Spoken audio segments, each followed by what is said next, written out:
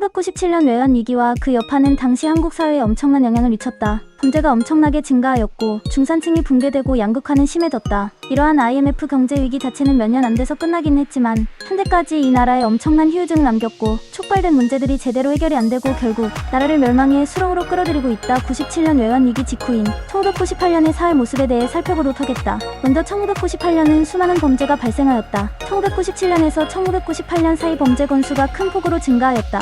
눈에 띄는 점은 불의 민족이 아니랄까봐 범죄 중에서도 방화 사건이 가장 많이 언급이 되고 있다. 결론적으로 97년 구제금융을 신청한 직후인 98년에는 각종 범죄가 큰 폭으로 증가하였다. 치안 문제는 당시 정부에서도 심각한 문제로 인식하고 있었다. 따라서 정부는 치안 문제를 해결하기 위해 적극적으로 개입하겠다는 제스처를 보이기는 했지만 현실은 경제 위기의 여파로 국가 재정도 큰 폭으로 감소했기 때문에 술소를 구두두정하고 통폐합하는 등 범죄 대응을 위한 공권력은 전보다 훨씬 약해졌다. 이러한 공권력의 무능으로 인해 개인은 스스로 자신의 안전을 책임져야 했고 결국 98년을 기점으로 개인 보안에 대한 투자와 관심이 큰 폭으로 증가하게 되었다. 또한 IMF 경제 위기는 엄청난 숫자의 실직자와 빈곤 가구를 배출해냈다. 당시 노숙자가 너무나도 많아져서 골머리를 앓았다는 건 너무나도 유명한 사실이다. 또한 중산층이 무너지고 빈곤층의 숫자가 큰 폭으로 늘어나게 되면서 정부 복지 시스템에 의존하는 사람들의 숫자도 크게 증가하였다. 추가적으로 정부의 악랄한 모습은 IMF 당시에도 어김없이 드러났다. 정부는 IMF 경제난 극복에 계급관계 없이 동참해야 한다는 핑계로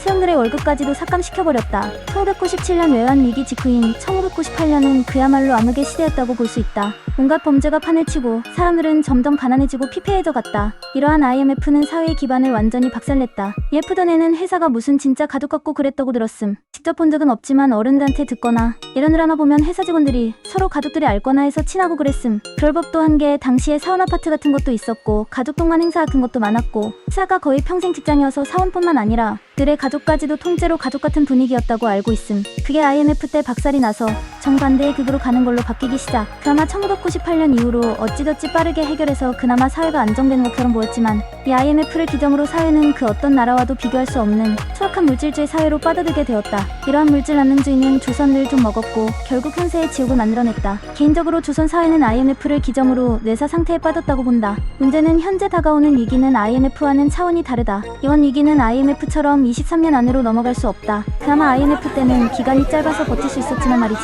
또한 IMF와 달리 현재는 저출산을 비롯한 각종 사회 문제와 불만이 엄청나게 누적되었다. 뿐만 아니라 그때와 달리 위기를 극복할 성장 동력도 이제는 존재하지 않는다. 결국 이번에 다가올 위기로 인해 지금까지 누적되어 온 조선의 문제들이 폭발할 가능성이 높다. 아마도 이번에 다가올 위기 직후에 다가올 치안행정력 붕괴는 구한말을 초월하는 무언가일 가능성이 높다고 본다.